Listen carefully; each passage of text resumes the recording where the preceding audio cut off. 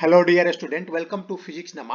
आज के इस वीडियो में हम लोग एक ग्रेविटेशन चैप्टर जो क्लास 9 का साइंस का चैप्टर है का टॉपिक बुयंसी के बारे में स्टडी करेंगे। तो और इस टॉपिक को समझने के बाद हम लोग यह समझ सकते हैं कि कोई भी ऑब्जेक्ट है पानी के सतह पर क्यों तैरता है और कोई दूसरा ऑब्जेक्ट पानी के अंदर क्यों डूब जाता है। तो चलिए आज का हम लोग टॉपिक स्टार्ट करते हैं। तो बुयंसी को समझने के पहले हम लोग प्रेशर इन फ्लूइड्स को समझते हैं। तो आइए सबसे पहले समझते हैं फ्लूइड्स क्या होता है। फ्लूइड्स क्या होता है? The substance that has a tendency to flow in is called a fluid. कोई भी सब्सटेंस जिसमें टेंडेंसी होता है फ्लो करने का, अगर उसको कहीं भी पर हम रख देंगे तो फ्लो करने लगेगा, तो उसको हम लोग फ्लूइड बोलेंगे। तो generally fluid is defined as a substance which is capable of spreading and changing its shape according to its surrounding। तो कोई भी फ्लूइड फ्लूइड को कैसे डिफाइन करेंगे? फ्लूइड को हम किसी भी जहां पर हम रखेंगे, जिस कंटेनर में रखेंगे, तो उसके शेप को ऑक्युपाई कर लेगा। जैसे गैस है, गैस को हम एक कमरे में रख देंगे, कमरा रूम में रखेंगे तो वो पूरे रूम में भर जाएगा। अगर किसी सिलेंडर में रखेंगे तो वो सिलेंडर के शेप को ऑक्युपाई कर लेगा। उस तरह में लिक्विड, अगर वाटर को हम सरफेस पर रख देंगे, रूम के सरफेस पर, तो वो पूरे रूम में फैल जाएगा। या हम उसको कंटेनर बोतल में रख देंगे तो वो बोतल के अंदर भर जाएगा। तो इसको हम लोग फ्लूइड बोलेंगे। All liquids and gases are fluids. तो फ्लूइड्स में कौन कौन चीज आते हैं? सभी गैसेस और लिक्विड्स। जितनी भी गैसेस है उसको हम लोग फ्लूइड्स बोलेंगे और लिक्विड को भी फ्लूइड्स बोलेंगे, क्योंकि ये इसमें दो लिक्विड्स एंड गैसेस में क्या होती है? टेंडेंसी टू फ्लो होता है। तो अब देखिए, हम लोग एक मान लें कि ये ब्लॉक है, इसका मास m है और यह एक टेबल पर रखा हुआ है। तो एक टेबल पर टेबल के जो सरफेस है, जो इन दोनों के बीच का जो कांटेक्ट पार्ट है टेबल का, उस पर यह कितना फोर्स लगाएगा? इसके वेट के बराबर फोर्स लगाएगा। जो ब्लॉक का वेट है उसके इक्वल फोर्स लगाएगा। तो ब्लॉक का वेट क्या होगा? Mass into g, small g, acceleration due to gravity. हम लोगों ने मास और वेट के टॉपिक में इसको स्टडी किया है कि इसका वेट क्या होगा। अगर मास से किसी बॉडी का मास m है तो उसका वेट होगा, उसको g से मल्टीप्लाई कर देंगे तो mg इस ब्लॉक का वेट होगा। और यह वेट फोर्स लगाएगा। वेट भी क्या होता है? फोर्स होता है। तो यह फोर्स लगाएगा इस टेबल के सरफेस पर, और यह फोर्स किस डायरेक्शन में होगा? डाउनवर्ड डायरेक्शन में होगा। तो देखिए, a solid exert pressure on a surface due to its weight. जो सॉलिड होता है वह सरफेस पर प्रेशर लगाता है, और प्रेशर उसके वेट के कारण होता है। तो यह जो सॉलिड है, जो ब्लॉक है सॉलिड है, यह टेबल पर प्रेशर लगाएगा, और प्रेशर का रीजन क्या होगा? इसका जो वेट है उसके कारण यह प्रेशर लगाएगा। अगर हम एक गैस का ये सिलेंडर है, इसके अंदर एक गैस भरा हुआ है, तो यह जो गैस है कि किधर फोर्स लगाएगा? जैसे हम लोगों ने सॉलिड को देखा, सॉलिड जहां पर टेबल पर कांटेक्ट में था उस डायरेक्शन में फोर्स लगा रहा था। लेकिन गैस क्या है? गैस, ये जो सिलेंडर है, सिलेंडर के सभी तरफ जितना भी सिलेंडर का पार्ट गैस के कांटेक्ट में आएगा उधर वो फोर्स लगाएगा। या नीचे भी लगाएगा फोर्स, इसके वाल पर, चारों तरफ वाल पर लगाएगा, ऊपर भी लगाएगा फोर्स, प्रेशर ऊपर भी लगाएगा। तो इसके कारण ये जो प्रेशर ऊपर लगाता है, गैस इसके अंदर है और प्रेशर ऊपर लगाता है, तो यहाँ से जो पाइप है, पाइप का नोजल हम लोग ओपन करेंगे तो यह यहाँ से गैस जो है बर्नर तक पहुंच जाएगा, क्योंकि यह प्रेशर अपर डायरेक्शन में भी लगा रहा है। यह चारों तरफ लगा रहा है, जहां भी गैस का कांटेक्ट है इस सिलेंडर से उस डायरेक्शन में वो प्रेशर लगा रहा है। उसी तरह यह टायर है, गाड़ी का टायर है, तो इसके अंदर भी गैस भरा हुआ है।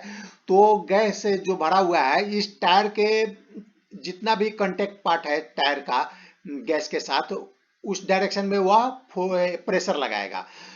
तो अगर इसका एक लिमिट होता है, प्रेशर हम अलग अलग टायर का, अलग अलग गाड़ी का टायर में हम कितना हम गैस को फिल कर सकते हैं, भर सकते हैं, उसका एक लिमिट होता है। अगर उससे उस लिमिट से अधिक अगर गैस उसमें फिल करेंगे तो वह जहाँ जिस पार्ट टायर का जहाँ भी पार्ट वो कमजोर होगा वहां से वो ब्रस्ट कर जाएगा। यानी इसे क्या समझ में आ रहा है कि गैस जो है वह अपने कांटेक्ट एरिया के चारों तरफ वो प्रेशर लगाता है। Gas exert pressure on the base and walls of the container in which they are enclosed। यानी गैस को हम जिस कंटेनर में रखेंगे उसके वाल और बेस सभी पर वह प्रेशर एग्जर्ट करेगा, लगाएगा। अगर आप फ्लूइड्स यानी कोई लिक्विड है, वो देखिए किधर प्रेशर लगाता है। लिक्विड ये इस ग्लास में लिक्विड है, ड्रिंक है, तो यह जो ड्रिंक है या इसके बेस पर नीचे के डायरेक्शन में भी प्रेशर लगाएगा और इसके वाल पर भी प्रेशर लगाएगा। उसी तरह यह डैम है, बांध है, और इसके और उस डायरेक्शन में, पीछे साइड डायरेक्शन में पानी है जो नदी के ऊपर बनाया गया है और इसके अंदर पानी जमा होता है और इसको पानी को हम लोग धीरे धीरे छोड़ते हैं। अगर बारिश के दिनों में बहुत अधिक पानी अगर जमा हो गया इस साइड, तो वह पानी भी क्या करता है, एक तो नीचे ग्राउंड पर प्रेशर लगाएगा और यह वाल के कांटेक्ट में है, इस डैम के वाल के कांटेक्ट में है, तो वाल पर भी वो प्रेशर लगाएगा।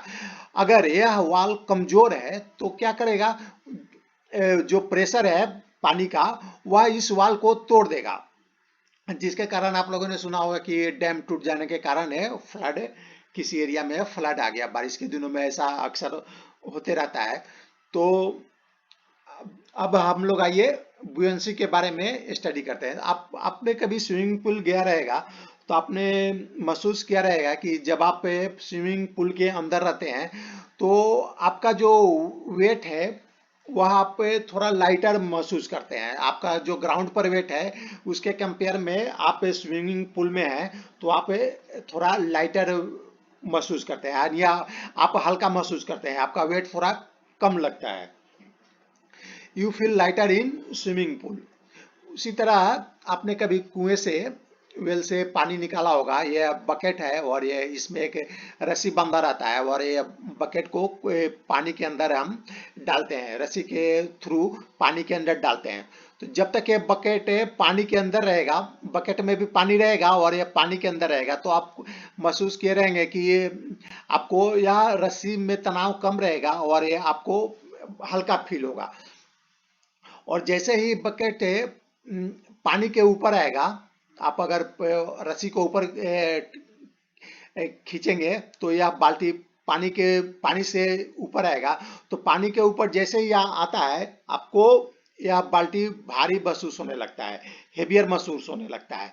पानी के अंदर जब तक ये बाल्टी था तब तक आपको वेट बहुत कम फील होगा और जैसे ये बाल्टी बकेट पानी के बाहर आएगा इसका वेट बहुत अधिक आपको महसूस होगा। Bucket of water is heavier when it is out of the water.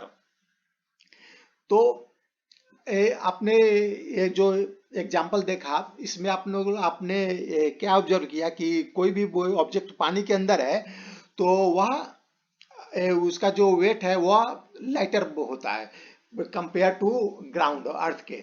अब आइए देखते हैं, why a ship made of iron and steel does not sink in a sea water but while the same amount of iron and steel in the form of a sheet would sink.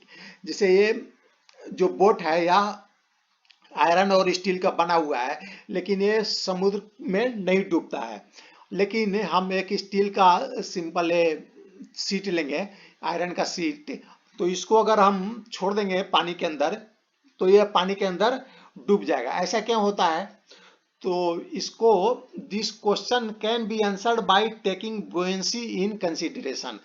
तो ये जो question है कि ship क्यों नहीं डूबता है और आयरन उसी का जिस सामान का जो बना हुआ है शिप आयरन का, अगर आयरन के सीट को हम पानी में छोड़ दें तो वह पानी के अंदर डूब जाता है। तो इसको समझने के लिए हम बुयंसी के कंसेप्ट को जब समझ जाएंगे तो हमें इसका आंसर मालूम चल जाएगा। तो आइए, understanding buoyancy by doing an activity. अब हम बुयंसी को समझते हैं, कुछ एक्टिविटी करते हैं और बुयंसी को समझते हैं।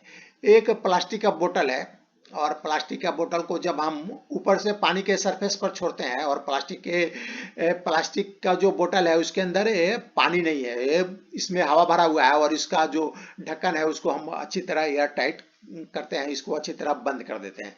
तो इसको हम जब छोड़ेंगे तो यह पानी के सरफेस पर तैरने लगेगा, पानी के अंदर नहीं जाएगा।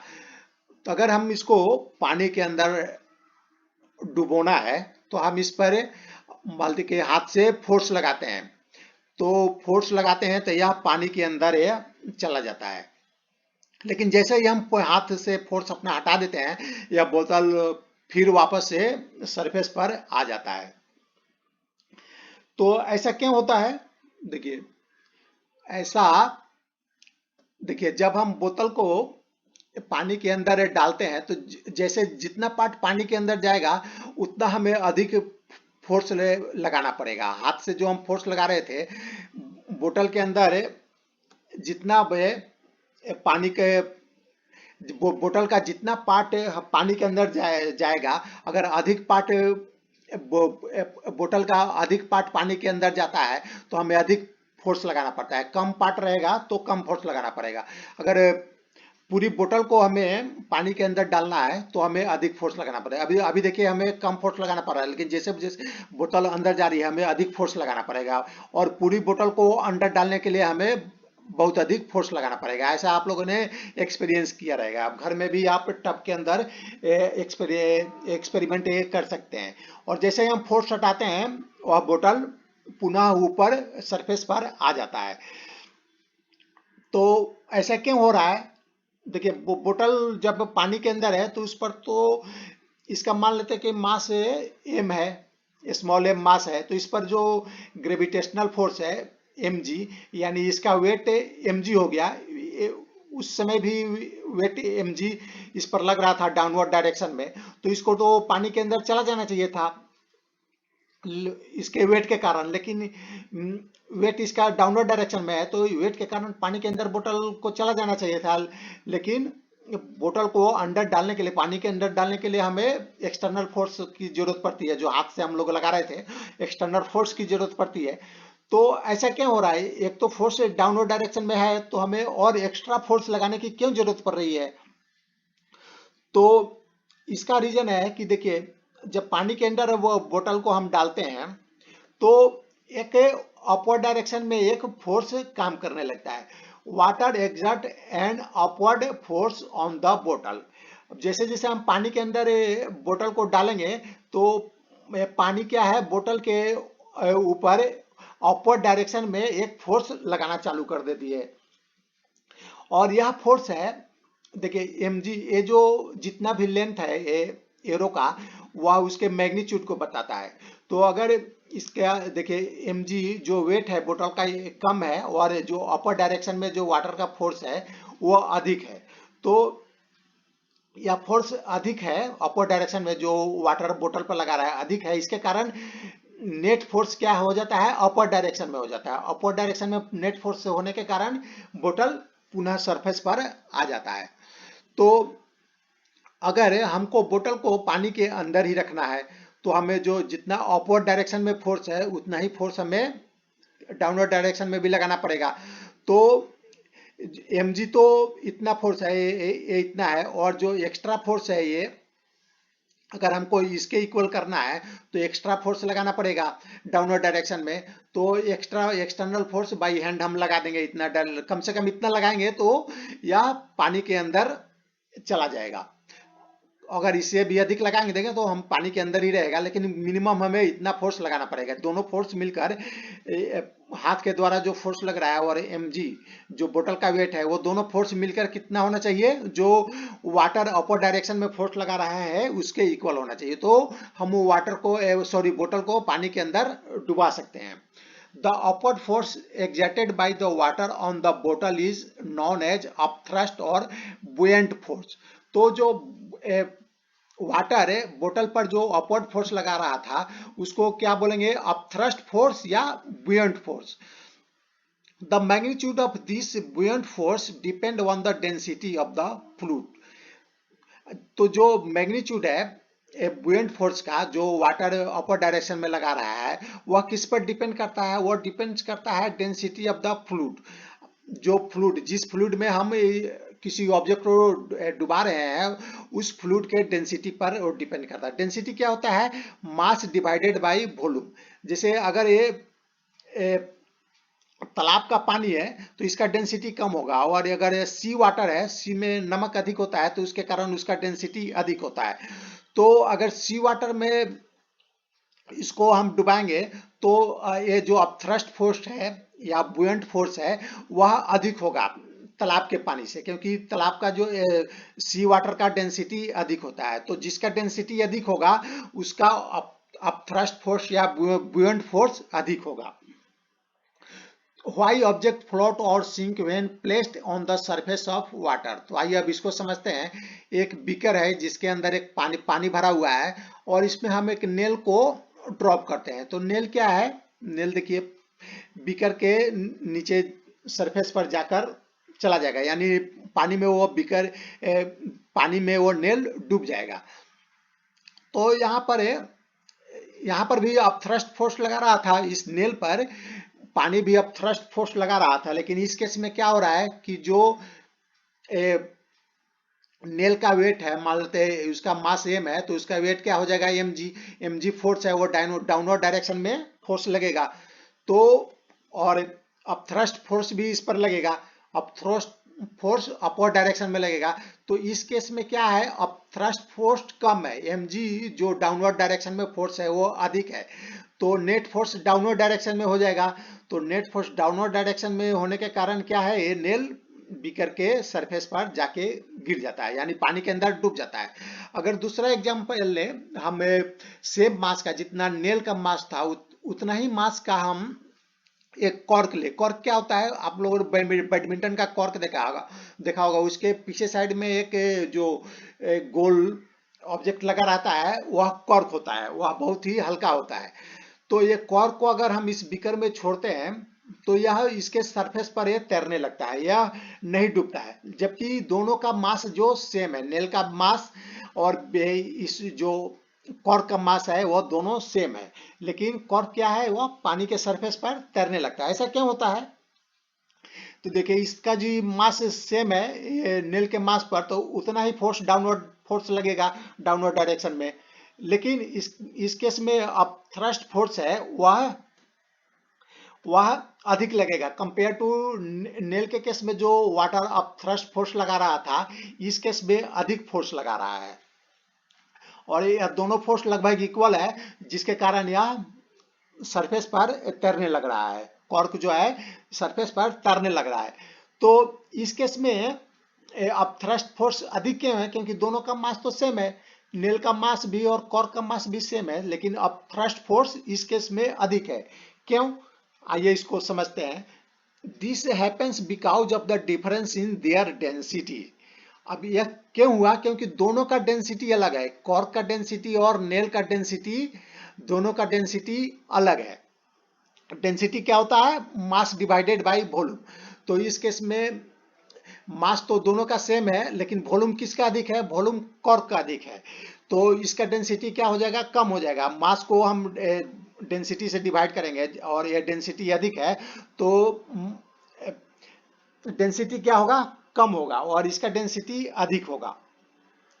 तो दोनों का डेंसिटी अधिक है, इसका डेंसिटी अधिक है, और दोनों के डेंसिटी में डिफरेंस है, नेल और कॉर्क के डेंसिटी में डिफरेंस है, और कॉर्क का डेंसिटी अधिक है, सॉरी कॉर्क का जो डेंसिटी कम है और नेल का डेंसिटी अधिक है।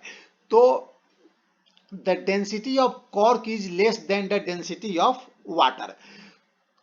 और जो डेंसिटी है कॉर्क का जो डेंसिटी है यह वाटर के डेंसिटी से कम है, जिसके कारण यह तैरने लगता है। और जो नेल का जो डेंसिटी है वाटर के डेंसिटी से अधिक है, तो यह इसमें डूब जाता है, पानी में डूब जाता है। तो कोई ऑब्जेक्ट पानी के सतह पर क्यों तैरती है और क्यों डूब जाती है, उसका एक रीजन यह है कि जिस ऑब्जेक्ट का डेंसिटी पानी के या लिक्विड के जिस लिक्विड में हम उसको डुबाना चाह रहे हैं उसके डेंसिटी से कम होगा तो वह तैरेगा, अगर उसके डेंसिटी से अधिक होगा तो वह डूब जाएगा। This means that the upthrust of water on the cork is greater than the weight of the cork। यानी जिस ऑब्जेक्ट का डेंसिटी कम होगा पानी के डेंसिटी से, उस पर अपथ्रस्ट फोर्स भी अधिक लगेगा। इस केस में अपथ्रस्ट फोर्स अधिक लग रहा है, इसका डेंसिटी कम है इसलिए अपथ्रस्ट फोर्स अधिक लग रहा है। पानी के डेंसिटी से इसका डेंसिटी कम है तो अपथ्रस्ट फोर्स अधिक लग रहा है। और जो नेल का डेंसिटी है पानी के डेंसिटी से अधिक है तो इस केस में अपथ्रस्ट फोर्स कम लगेगा, जिसके कारण यह नेल पानी में डूब जाएगा और कॉर्क पानी के सतह पर तैरते रहेगा। The density of an iron nail is more than the density of water. So therefore object of density less than that of liquid float on the liquid। तो इसे हम क्या कंक्लूजन निकालते हैं कि जिस ऑब्जेक्ट का डेंसिटी कम होगा वह लिक्विड के सरफेस पर तैरेगा। The object of density greater than that of liquid sink in the liquid। और जिस ऑब्जेक्ट का डेंसिटी लिक्विड के डेंसिटी से अधिक होगा वह उसमें डूब जाएगा। तो आज का यह वीडियो समाप्त हुआ। Thanks for watching. अगर आपको पसंद आया तो इसे लाइक करें, शेयर करें एंड सब्सक्राइब करें।